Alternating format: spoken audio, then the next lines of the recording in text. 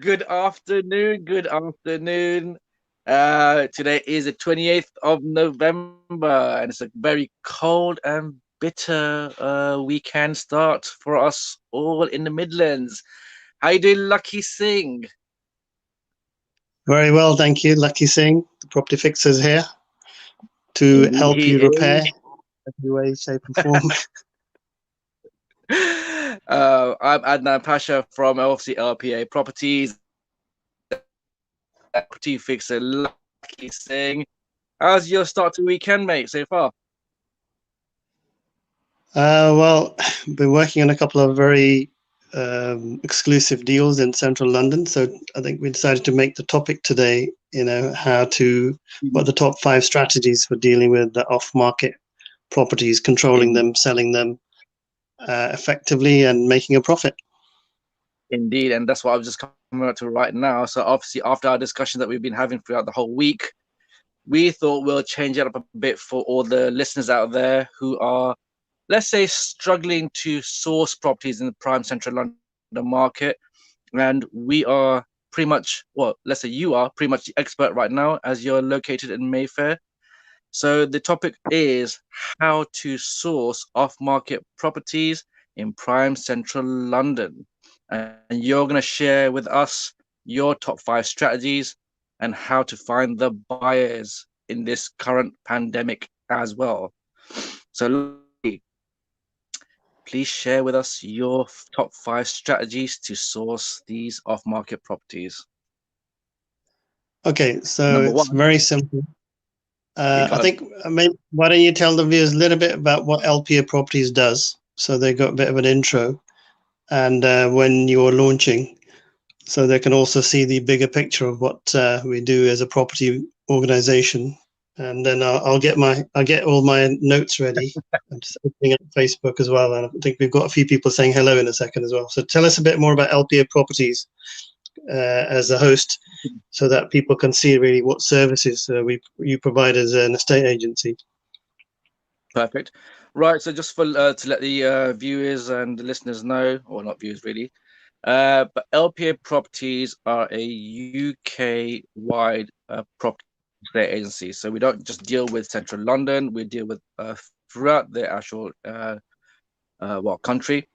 We've got properties up in, let's say, in Manchester, Birmingham, London, you name it, we've got them right now. We actually help out a lot of distressed clients as well, as more clientele selling their assets. And we have various services involved. So if you are looking to advertise your property with us, we're not charging you a fee up front or even a fee at all. But yeah, if you do want a quick service in regards to selling property quickly, then we do charge obviously a 1% fee for that, because we can try and get your property sold within a space of 2 weeks to a month. So that's where we are right now. And we do have a lot of our assets coming through, which are off market as well. And when I say it's off market, we only generally deal with social media marketing, because we're not there advertising on Rightmove Zoopla. Hint to anyone out there. But yeah, Lucky gone. So I think that's us in a nutshell. Okay, so I think I'll go through them one by one, but feel welcome to interrupt in any questions, Adnan. So I think if you're trying to make money in Prime Central and trying to source properties, I think there's 5 simple steps. I'll quickly go through them now, then I'll go through a bit more detail. So number 1 is you've got to be able to source an effective deal. So sourcing is quite important. Number 2 is doing your due diligence to make sure that the numbers stack and you've got the contract, that you're not 10 removed from the actual seller. Yeah. Which is quite a typical problem in London, because everybody says they've got control, but you've got so many people in the middle that it's a bit shocking. Third thing is then ensuring that once you've got control of the site, that you've got, there is some profitability in the site, and what the USP is and how you package it. because what you say is going to be the difference between closing a deal or not.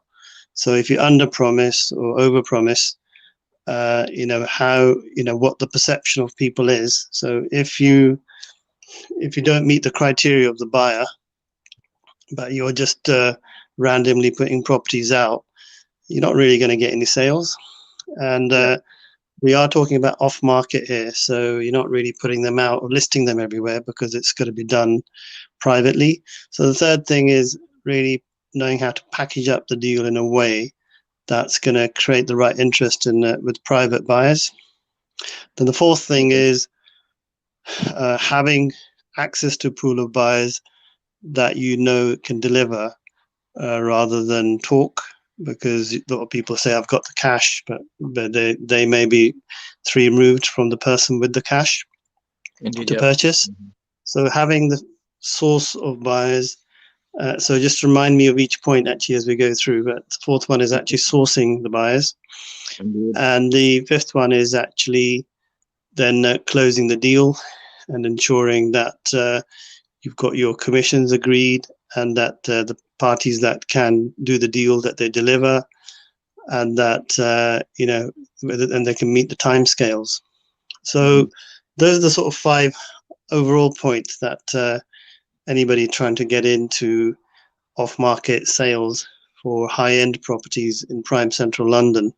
So the property doesn't have to be like £100 million. It could be, it could be a studio for £1 million in Kensington.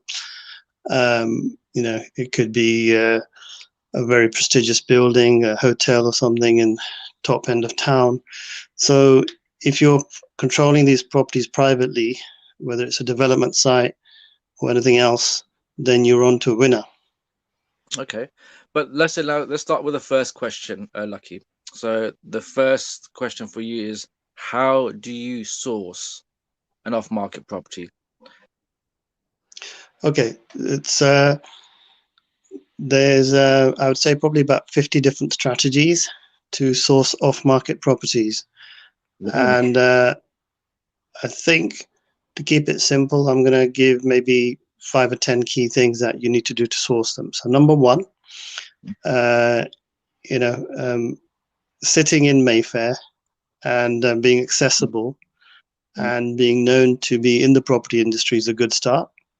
Yep. Because then when anybody's there, they'll be talking to you, wanting to tell you a little bit about what they're doing. So I'm getting at least 2 or 3 properties that can be sold off market per day quite easily. So that's just one simple thing, just being in the right place. Number 2 is if you've got a social media presence or a marketing presence, a good website, and you are known to be involved in property, but you're not. But if you're already involved in the listed business of property, so you're already listing in a lot of search engines or social media, selling your properties. So a website, a social media presence, Facebook, Twitter, LinkedIn, Instagram, WhatsApp groups, all these things actually help in terms of getting the message out that you've got access to deals.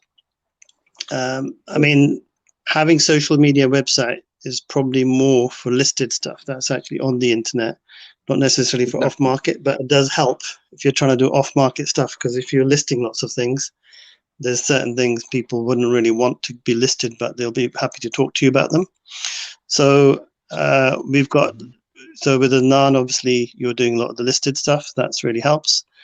Third thing is, if you've got multiple types of businesses that help people in property, then by default you get to know about what sort of properties are out there up for sale. So for example, we've had a client who's actually given us 2 properties to sell, which are listed now, but they're both around the 50 million mark. One's around 50, one's around 20. So both those properties have come listed. And then from that client and from other people, because they know that we're dealing at that level, We've had a couple of off-market properties as well, because they know that we can work at the top end of the market. Yeah. So I think having listed properties that you can put out and you've got control of them and you've got the contract, that also makes it easy for people to realize that you can actually punch at every level, not just at $500,000 or a couple of £100,000 properties in Newcastle. So that's number 3. Number 4 is if you're doing a lot of bridging finance, stopping repossession, dealing with the negative equity write-off, doing first charges, second charges, buy-to-let mortgages. By default, you're going to be talking to a lot of people with assets. From there, Okay. you will not only you'll get a lot of listed business, but you can list properties for sale, but you'll get a lot of off-market quick sales as well, where people will probably know that, more likely to come to you with properties which are more likely to sell. So I think I can actually go on and on and on, but those are just some simple ways. But the other major one, I suppose, out of all of them is if you're branding yourself as the property fixer, your people will get to know you for fixing problems.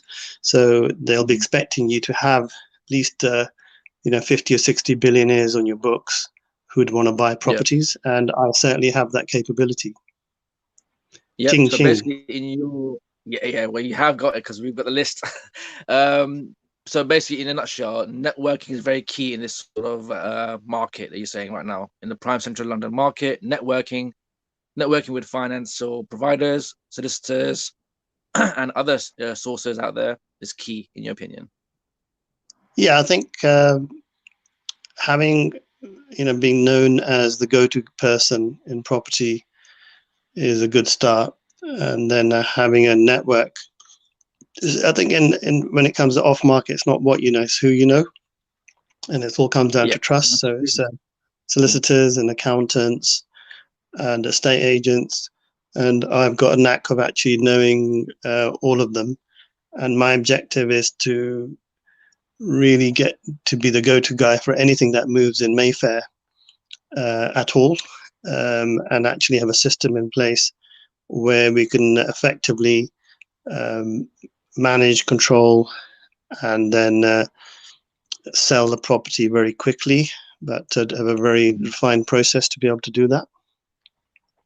Okay, but the key thing you just mentioned there right now is obviously the reason why people approach us, because we can deliver the sale. We're not someone who just says take the property on and we just faff it about. We've actually got the buyers on our list who actually can deliver, and this current market, that's key. That's right. So I think, and I think as we're growing our database, I think we've got about 50,000 people on social media, 50,000 just on email, and we're just on my phone there's 15,000, and because I'm in Mayfair, I'm actually meeting with the top sort of buyers, hedge funds, and things. So we've got a Abu Dhabi Scooby-Doo sort of buyers in the Middle East, as well as we've got buyers. We've got like a European company we work with that's a hedge fund that's buys as well. So we want to be the go-to person or individual that can deliver for any niche requirement in property in London. So I'm beginning to slowly take on more and more buyers on our books, and we want to really be the exclusive to any purchasing they want to do going forward, and that's the objective. Perfect. Right, now in terms of getting control of the asset, you mentioned before as well that there's so many people offering off-market assets out in London, but then you get to find out that there's a chain of people involved within the deal. So how do we overcome that and get direct to vendor deals? Lakhi. Okay. Okay, I wouldn't say it's easy, but basically you've got to be quite discerning So if somebody offers you a deal, you really insist that you see the contract. So today, for example, at 4 o'clock, I've got a viewing. I don't know whether I'm going to be direct to that deal or not yet. I've already find out about the deal from a few different people. I've spoken to a couple of my contacts, and they seem to think that they may be able to get the deal direct at half the price that I'm looking at it at. So I think there's a lot more behind deals that are thrown at you and then might meet the eye, and you basically get told all sorts of lies and sort of, like things that you think, okay, well, definitely true by the way people are selling to them. So if you ring somebody up to say, have you got the contract? They say, yes, we have. If you ask them to show it to you, they say, actually, well, I can't show it to you, but when I see you, I'll show you. And then when you see them, you might go and see the property. They may not show you the contract, and if they did, it might not even be real. So how do you know? So there's a lot of big money at play.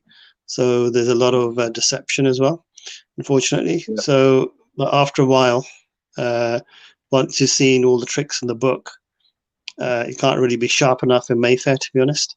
Once you've seen all the tricks in the books over a period of time, you'll start to see through the, let's just say, the misinformation. There's probably other words for that as well. It begins with B and S. Okay, so we clarified how to get hold of properties. We know where to get properties from. I think the biggest issue in central London, and I think you mentioned this with regards to Mayfair in particular, there are a lot of sharks. Let's not deny the fact that your prime central London assets are a big fish. You get one of those properties, it's life-changing money, right? How would you stop yourself from getting circumvented out of a deal? And a lot of people face this in central London. That's my impression of a shark going. How do you stop getting circumvented? Okay. So first of all, we need to address the problem of actually making sure you get the deal direct. And I think the point I failed to make is that in order to get direct deals, you've got to do your homework. You've got to maybe ask a few of the senior people around you whether they haven't got the deal already. You've also got to have access to the contract and the buyer. Ideally, you want to be able to talk to the buyer and go and see the property, and they need to give you exclusivity or something called a lockout agreement, so that you know that you're fully in control of the deal. So that was that question. And the question is, how do you stop circumvention? By actually dealing directly with the seller. So the way it works in London is you've got to be either strong with one party, either the buyer or the seller. And if you're strong on both, then it's Punjabi say balle balle. But if you're just strong with the seller, that's always a good start because you're controlling the sale. And even if a buyer did try to circumvent you, we also have the ability to insure against it as well. And even if somebody does circumvent you, I've got an insurance product. So you can actually, as an estate agent, we've got exclusivity over that, and we'll be marketing that as part of our PropTech rollout. So we're in early negotiations with the owners of that product. As a friend of mine who will want to work with us to roll it out across all the estate agency relationships we have. So that's the solution. It's very simple. Okay, so basically you were saying that contracts are very, very vital in this situation, in this very situation right now. So either a fee agreement with the seller or a buyer's fee agreement with the buyer. Those two things have to be in place in order for you to be in control of the actual process. That's right. So I think it's very simple. I think it's nothing more complicated than that. No, it's not. Okay, fine. So let's say, for example, we now are in control of an asset in central London. Where do you get your buyers from? Now, obviously, right now, you just mentioned before, you've got contacts in Abu Dhabi and everything else, but that's just us. Abu Dhabi Scooby-Doo. Yeah, Abu Dhabi Scooby-Doo. But let's say that's just us as a company, that we've got access to these high net worth clients all over the world. But let's say intermediary, let's say example, estate agency out there who's trying to make it big in central London, how would they source these sort of clients? So a lot of them is through footfall of them being in the market for a long time. They've got central databases. But reality is actually it's more about who you know and how much they trust you to deliver. So if you're known as a person that can deliver, then your name will be spread.